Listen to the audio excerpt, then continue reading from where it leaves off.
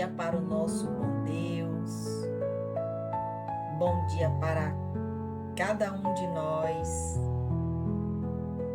Nós só temos que agradecer a Deus.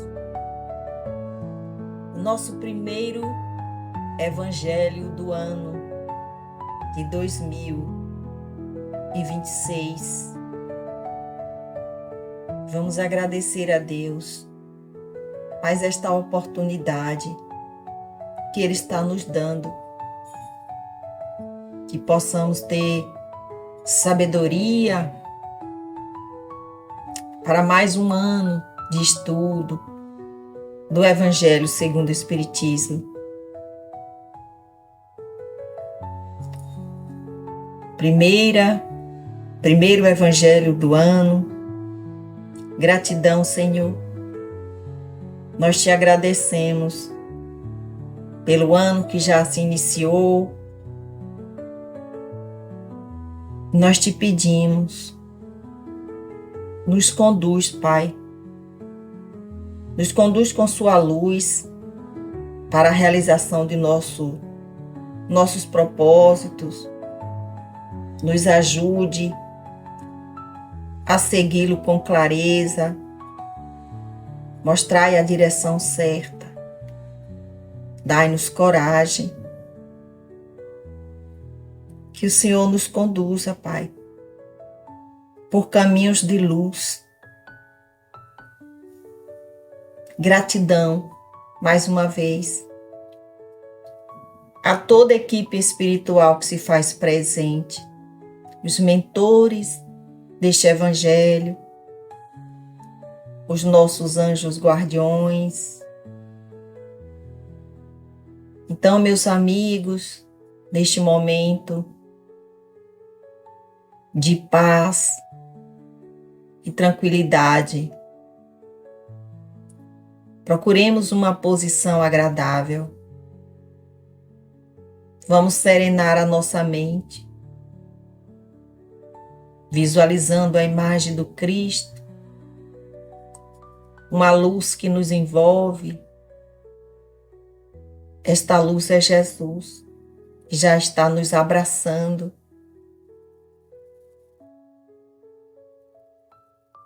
Inspirando e respirando profundamente.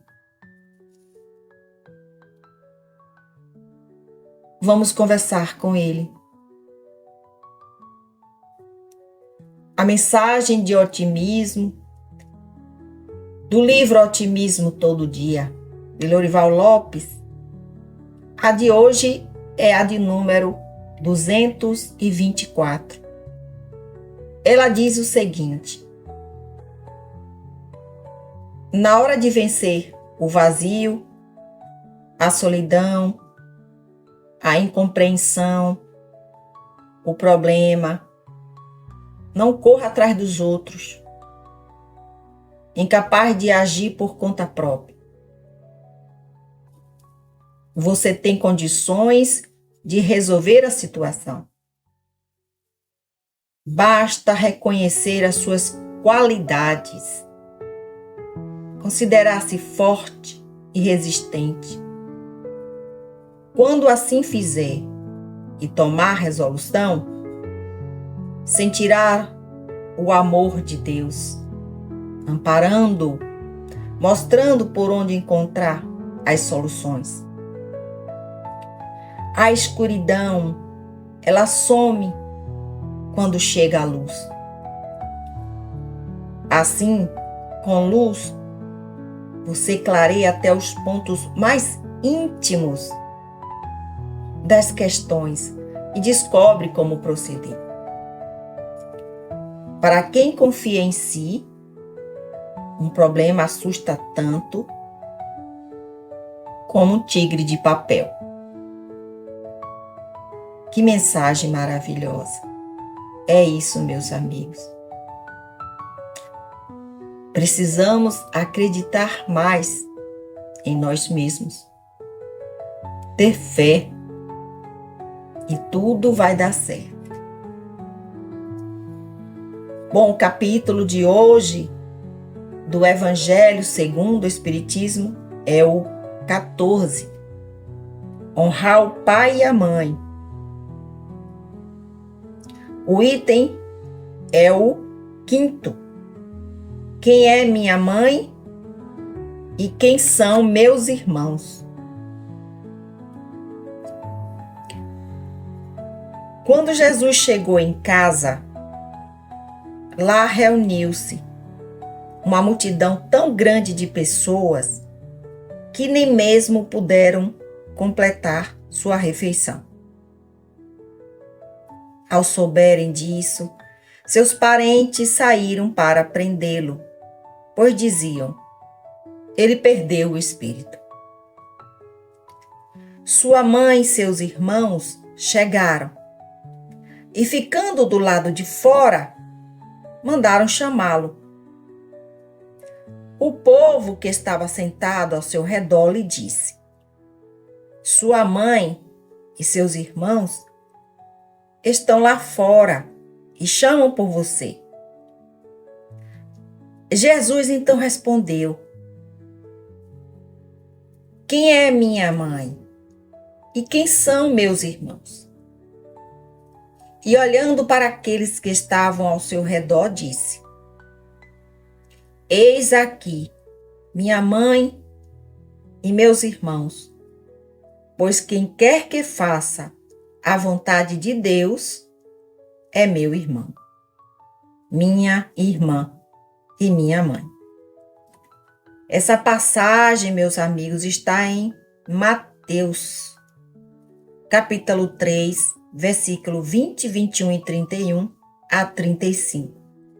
E também, está em Marcos. E também está em Mateus, capítulo 12, versículo 46 a 50. Que assim seja. Vamos refletir um pouco sobre essa fala de Jesus. Então, algumas religiões, elas fazem oposição com relação a essa fala de Jesus. Quem é minha mãe e quem são meus irmãos?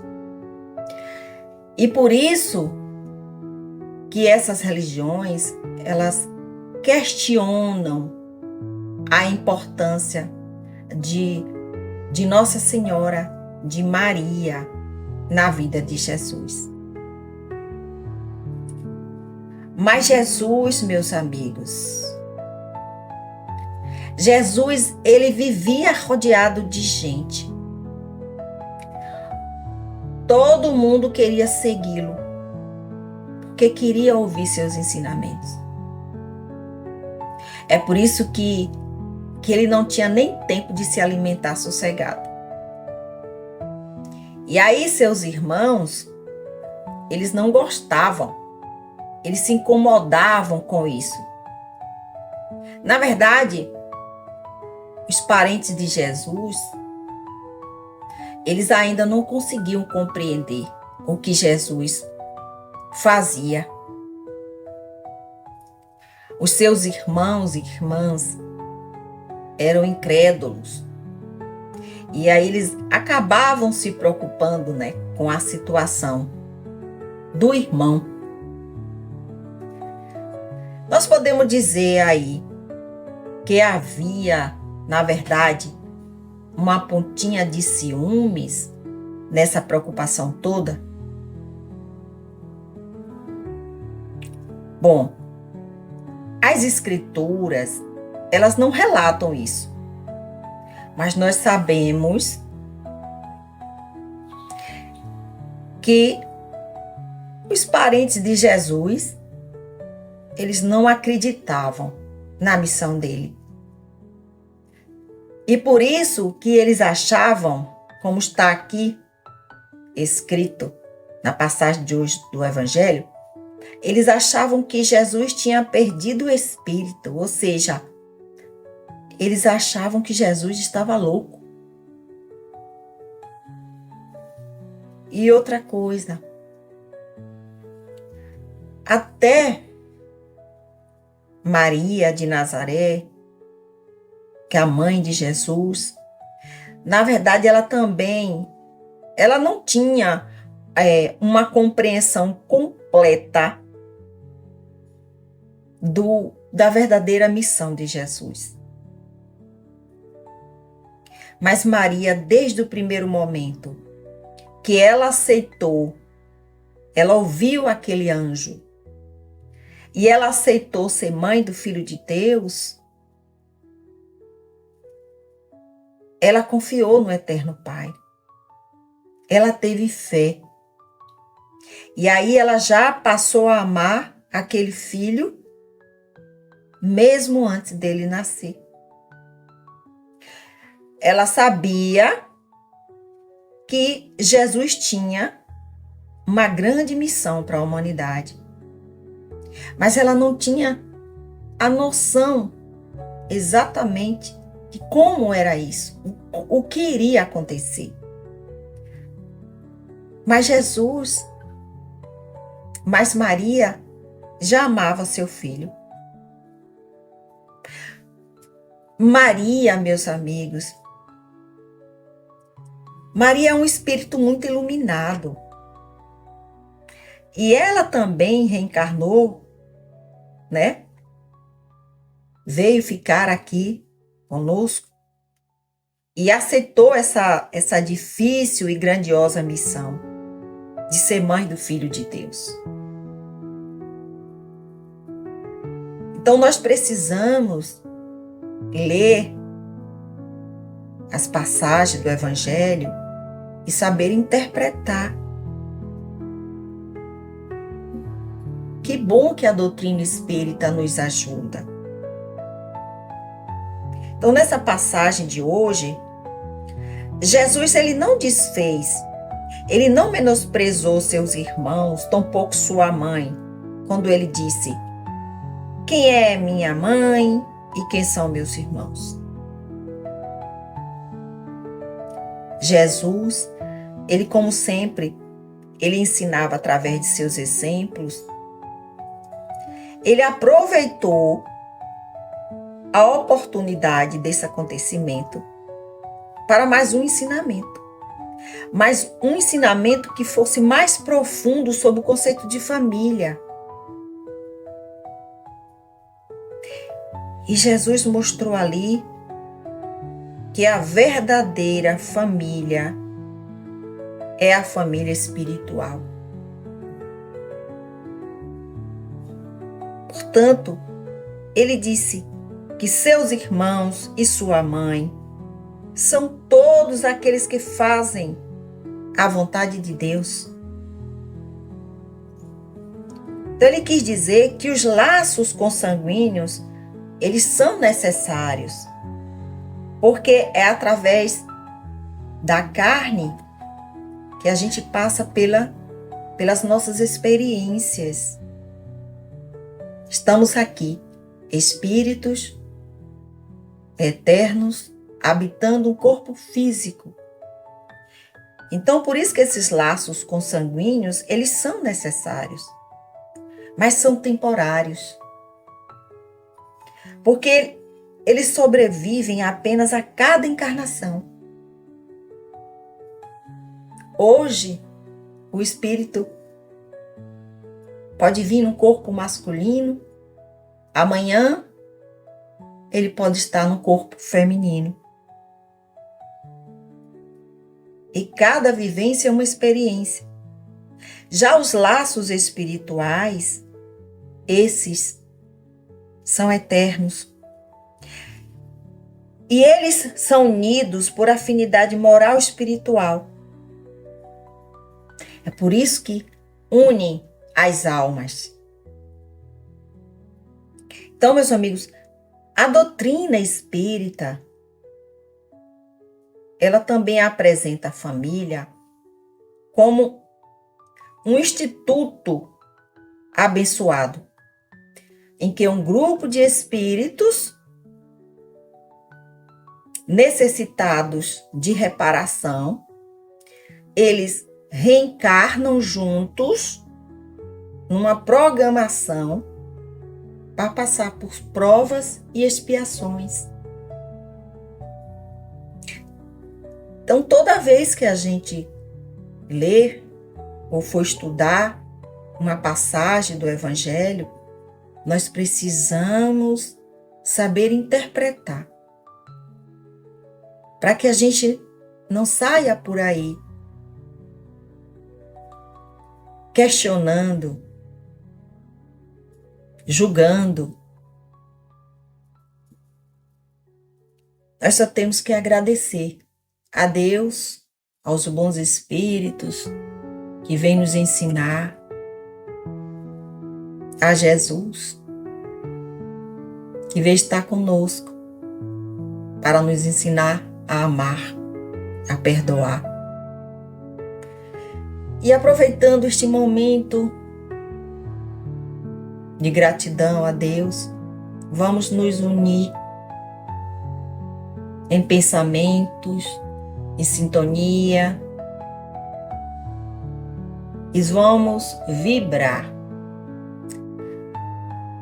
por este ano que se inicia, agradecendo a Deus e a toda a equipe espiritual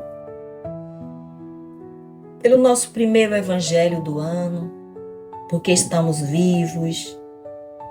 Agradecer por tudo que Deus nos dá. Que este ano seja de muita paz, de muita sabedoria e reflexão.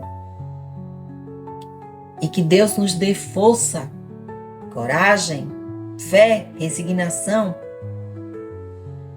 que a gente possa aprender a se transformar moralmente, espiritualmente. Que assim seja. A reflexão final, ela diz o seguinte: aonde vamos com tanta pressa que estamos sempre querendo? Tudo para nós é querer. Querer ter isso, querer ter aquilo, querer chegar lá e sempre querer, e esquecendo de ser e viver o que já temos, até chegar o momento que percebemos que simplesmente deixamos nossas vidas passar pela janela sem a viver, pois passaram amigos, parentes, amores. A ânsia da busca, da vaidade humana, nos tirou de nós o melhor, sobrando apenas o vazio da chegada, onde deixamos para trás o que nos fazia feliz, onde éramos felizes, mas que nossa incomodação pela procura de algo novo para buscar nos levou a um futuro que nunca chegou. Apenas marcou um passado mal vivido. É preciso amar no presente tudo que já temos, para que amanhã os nossos sentimentos estejam completos, não precisando passar por arrependimentos do que poderia ser melhor.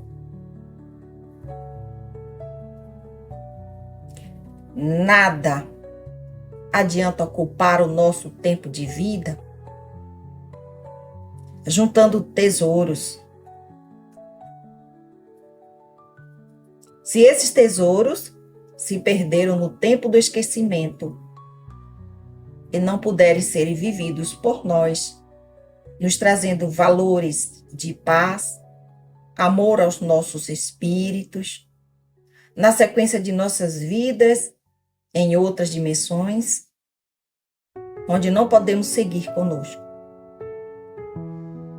Por isso é melhor refletirmos melhor sobre as palavras de Jesus. Juntai tesouros no céu, onde as traças, a ferrugem, e os ladrões e a morte não podem tomá-los de vós. Mas juntai os tesouros da alma, que te conduzem à vida de harmonia, paz, amor e alegria entre vós e vossos semelhantes, onde estiverem. Pois nossas almas caminham para um mundo planejado por vós mesmos. Sejam reinos de amor ou desastrosos reinos de ódio. É plantando que se colhe. Façamos uma reflexão sobre o nosso viver, hoje, amanhã e sempre. Que assim seja, assim é e assim será. Graças a Deus.